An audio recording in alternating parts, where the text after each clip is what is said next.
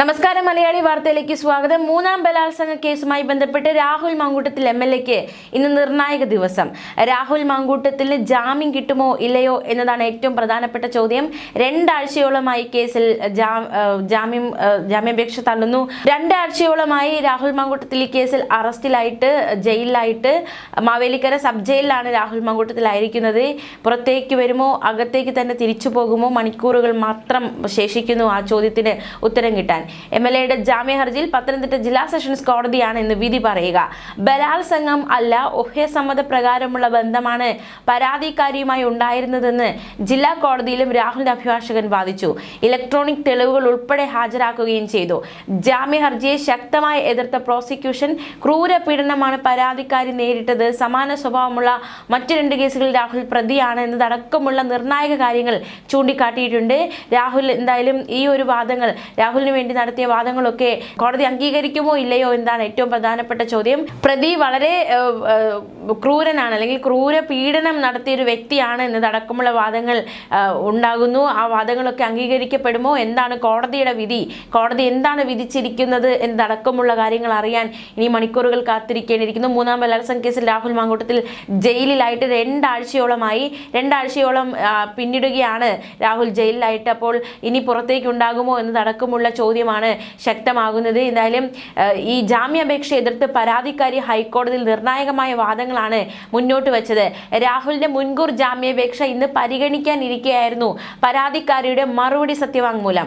രാഹുൽ ക്രൂരനായ ലൈംഗിക കുറ്റവാളിയാണെന്നും ഗർഭിണിയായിരിക്കെ മൃഗീയമായി പീഡിപ്പിച്ചുവെന്നും പരാതിക്കാരിയുടെ സത്യവാങ്മൂലത്തിൽ വ്യക്തമാക്കിയിട്ടുണ്ട്. സ്ഥിരം ലൈംഗിക കുറ്റവാളിയെന്ന് തെളിഞ്ഞ രാഹുൽ മാങ്കൂട്ടത്തിന് ജാമ്യം നൽകുന്നത് തെറ്റായ സന്ദേശം നൽകുമെന്ന വാദവും മുന്നോട്ട് വെച്ചിട്ടുണ്ട്. പ്രതി സാഡിസ്റ്റ് ആണ്, ഗുരുതരമായ മനോവൈകൃതമുള്ള വ്യക്തിയാണ്. മാത്രമല്ല, ഇത്തരത്തിൽ ഗർഭിണിയായിരുന്ന ഒരു പെൺകുട്ടിയോട് പോലും അതിക്രൂരമായി ലൈംഗിക ആസക്തി തീർത്ത വ്യക്തിയാണ്. രാഹുൽ പ്രതിയായ 10ഓളം പീഡന കേസുകളുണ്ട്. ഇനിയും പരാതിക്കാരുണ്ട്, അവർ രംഗത്ത് വരുമെന്ന് തന്നെയാണ് കരുതുന്നത് എന്നതടക്കമുള്ള വാദങ്ങൾ മുന്നോട്ട് വയ്ക്കപ്പെടുന്നു. ഈ വാദങ്ങളെയൊക്കെ അതിജീവിച്ച് രാഹുലിന് ജാമ്യം കിട്ടുമോ? അത് വലിയൊരു കടമ്പ, അല്ലെങ്കിൽ വലിയൊരു വെല്ലുവിളിയായി തന്നെ മുന്നിൽ നിൽക്കുകയാണ്.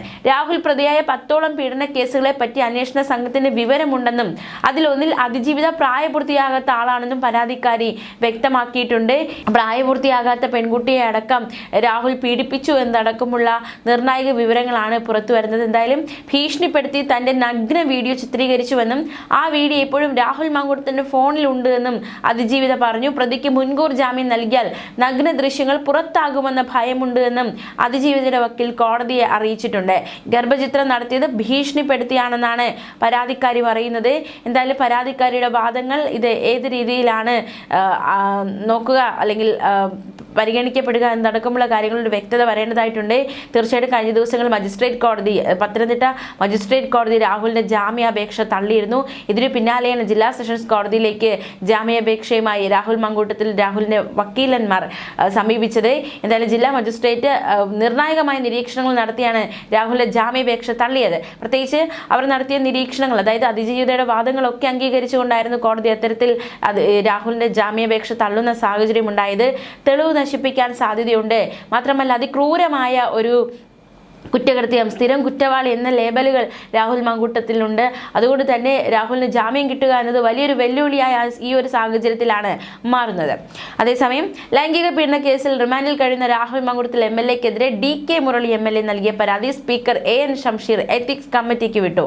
നിയമസഭയുടെ അന്തസ്സിന് നിരക്കാത്ത കുറ്റകൃത്യങ്ങൾ ചെയ്ത രാഹുലിനെതിരെ ഉചിതമായ നടപടി വേണമെന്നായിരുന്നു മുരളിയുടെ ആവശ്യം. അധാർമിക പ്രവർത്തനങ്ങളിൽ ഏർപ്പെടുന്ന MLA-മാരെ നിയമസഭയ്ക്ക് എത്തിക്സ് കമ്മിറ്റി റിപ്പോർട്ടിന്റെ അടിസ്ഥാനത്തിൽ പുറത്താക്കും. ഇതിന് MLA-മാരുടെ പരാതി വേണം. ഈ സാഹചര്യത്തിലാണ് DK മുരളി പരാതി നൽകിയത്. സ്പീക്കർ കമ്മിറ്റിക്ക് വിട്ടതിനാൽ മുരളിക്ക് ഇനി ആ പരാതി നിയമസഭയിൽ ഉന്നയിക്കാനാകില്ല. കമ്മിറ്റി റിപ്പോർട്ടായിരിക്കും ഇനി സഭയുടെ മുന്നിലെത്തുക. അതനുസരിച്ചുള്ള ശിക്ഷ ആവശ്യപ്പെട്ട് മുഖ്യമന്ത്രി അവതരിപ്പിക്കുന്ന പ്രമേയം സഭ പാസാക്കണം. ശാസനം മുതൽ പുറത്താക്കൽ വരെയുള്ള ശിക്ഷ സഭയ്ക്ക് നടപ്പാക്കാം. നിയമസഭയിലെ അവകാശങ്ങളും പെരുമാറ്റച്ചട്ടവും, അതായത് പ്രിവിലേജസ് ആൻഡ് എത്തിക്സ് കമ്മിറ്റി അധ്യക്ഷൻ മുരളി പെരുന്നെല്ലിയാണ്. മാത്രമല്ല, P. Balachandran, MB Govindan, UA Latheef, Mathew Thomas TP Ramakrishnan, Roji M John, H സലാം, KK ശൈലജ എന്നിവരാണ് സമിതി അംഗങ്ങൾ. ഇതിൽ UA ലത്തീഫും റോജിയുമാണ് പ്രതിപക്ഷ അംഗങ്ങൾ. സമിതി രാഹുലിന്റെ മുരളിയുടെ മൊഴിയെടുക്കും. പരാതിക്ക് അനുബന്ധമായ തെളിവുകൾ പരാതിക്കാരൻ ഹാജരാക്കണം. കോടതി നിരീക്ഷണങ്ങളും അതിജീവിതമാരുടെ പരാതികളും അടിസ്ഥാനമാക്കിയാണ് മുരളിയുടെ പരാതി. മൊഴിയെടുക്കാൻ ആരെയും വിളിച്ചു വരുത്താൻ സമിതിക്ക് അധികാരമുണ്ടായിരിക്കും. സമിതി തീരുമാനം പൊതുവെ ഏകകണ്ഠമായിരിക്കും. യോജിക്കാത്തവർക്ക് വിയോജിപ്പ് രേഖപ്പെടുത്താവുന്നതാണ്. അതുൾപ്പെടെയുള്ള റിപ്പോർട്ടാണ് ഈ പരിഗണനയ്ക്ക് വരിക. അതായത് ഇപ്പോൾ നിലവിൽ രാഹുലിനെ പാർട്ടിയിൽ നിന്ന് പുറത്താക്കിയിട്ടുണ്ട്. രാഹുലിനെ പാർട്ടിയിൽ നിന്ന് പുറത്താക്കിയ കോൺഗ്രസും സഖ്യകക്ഷിയായ മുസ്ലിം ലീഗും കമ്മിറ്റിയിൽ എന്ത് സമീപനം സ്വീകരിക്കും? അത് ഏറ്റവും നിർണായകമായി ഇവിടെ മാറുകയാണ്. നമുക്കറിയാം, ഈ ഒരു ആരോപണം ഒക്കെ ഒരു പരാതിയായിട്ട് വന്നപ്പോൾ തന്നെ രാഹുലിനെ പാർട്ടി പുറത്താക്കിയിരുന്നു. അതായത്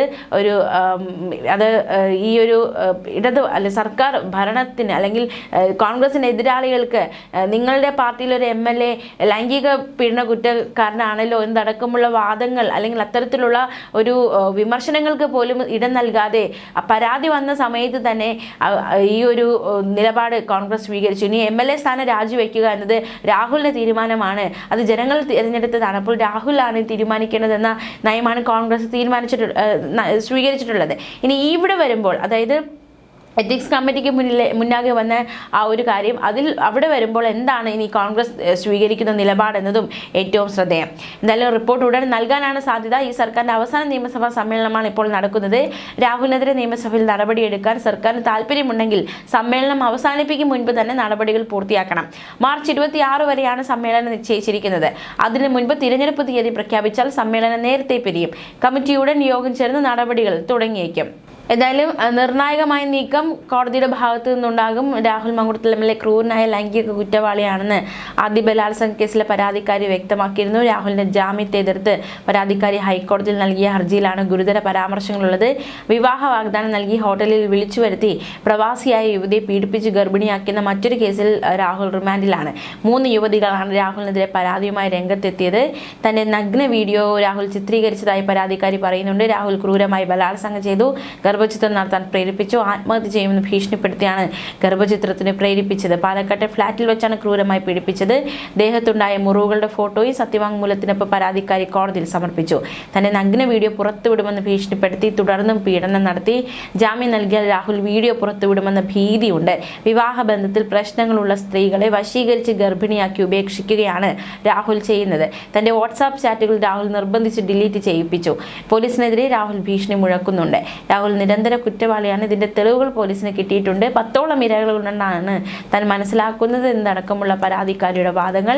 എന്തായാലും രാഹുലിന് ജാമ്യം കിട്ടുമോ ഇല്ലയോ എന്നതും ഏറ്റവും ശ്രദ്ധേയമായ കാര്യം ഏവരും ഉറ്റുനോക്കുകയാണ്.